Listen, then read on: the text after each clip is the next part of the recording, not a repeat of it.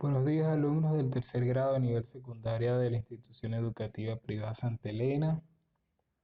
Les habla el profesor José Solarte. En el curso de gramática, el día de hoy estudiaremos los enunciados. Es importante conocer el concepto de enunciado. ¿Qué se puede decir de los enunciados? Cuando hablamos y cuando escribimos, lo hacemos a través de enunciados. Un enunciado constituye la unidad mínima de comunicación, dependiendo de lo que queramos expresar en nuestros mensajes. Utilizaremos distintos tipos de enunciados.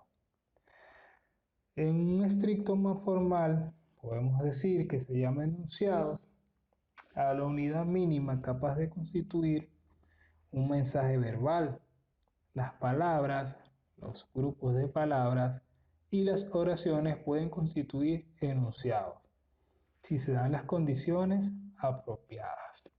Pasemos a la siguiente lámina. Características de los enunciados. Estos expresan una idea. Esa idea se presenta como una afirmación, una negación, una pregunta, un deseo. Decimos que los enunciados tienen sentido completo. Están delimitados por pausas. En la lengua oral, al final de cada enunciado se produce una pausa larga, mientras que en la lengua escrita se expresa mediante un punto o signo de interrogación o de exclamación.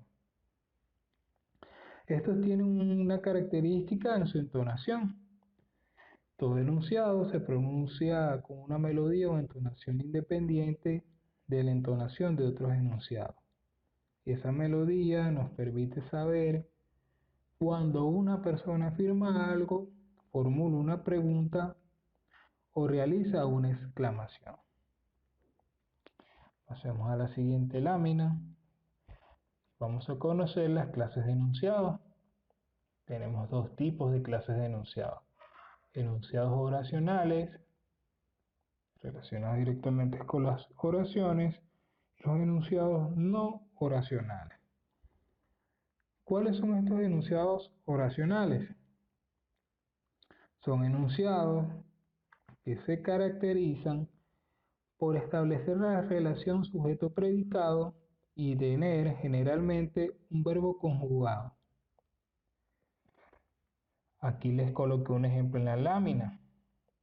El ejemplo sería: la tecnología revoluciona la forma de comunicarnos. La tecnología sería el sujeto. Revoluciona la forma y el predicado sería, y el verbo conjugado sería revolución. Ahora, la siguiente clase de enunciados sería enunciados no oracionales. Y esto se dice que son enunciados que no establecen la relación sujeto-predicado y no tienen ninguna forma verbal conjugada. El ejemplo que les coloco en la lámina es el campeón sudamericano. Como podrán ver en la oración no se observa ningún verbo conjugado. Pasemos a la siguiente lámina. La actitud del hablante. La actitud del hablante está compuesta por tres formas. Pero antes de eso necesitamos conocer qué es la actitud del hablante. Y decimos que es esa forma que nace al comunicarnos utilizando enunciados oracionales. Disponemos de medios para precisar la información, principalmente el modo verbal, los adverbios y la entonación. ¿Qué es un modo verbal? En general lo empleamos en el modo indicativo para hablar de acciones que juzgamos como reales aunque no se hayan producido. Los adverbios. La presencia de los adverbios denota afirmaciones. Y la entonación, el tono de un enunciado, señala si se trata de una pregunta, de una afirmación o de una orden. Además, al hablar se pueden añadir matices como la ironía que pueden cambiar completamente el sentido. Veamos la siguiente tabla relacionada con la actitud del hablante. En la primera columna podemos ver las clases, la segunda los modos verbales y en la tercera sus ejemplos. Entonces encontramos que enunciativas, aseverativas o declarativas presentan un hecho o un pensamiento como si fuera real y pueden ser afirmativas o negativas. ¿Cuál es su modo verbal? Llevan los verbos principales en modo indicativo. Un ejemplo sería 2 y 2 son 4, afirmativa. Y la otra sería 2 y 2 no son 5, sería en forma negativa. Las exclamativas expresan emociones intensas como alegría, admiración, sorpresa. ¿Cuál es su modo verbal? Pues suelen llevar el verbo en modo indicativo. Un ejemplo sería, me saqué la lotería. Esta denotaría alegría. ¿Qué fascinante es el Cusco?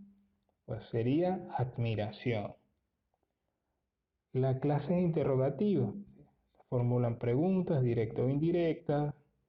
Suelen usar palabras como qué, quién, cuándo, cómo. Cuando son directas, llevan signos de interrogación.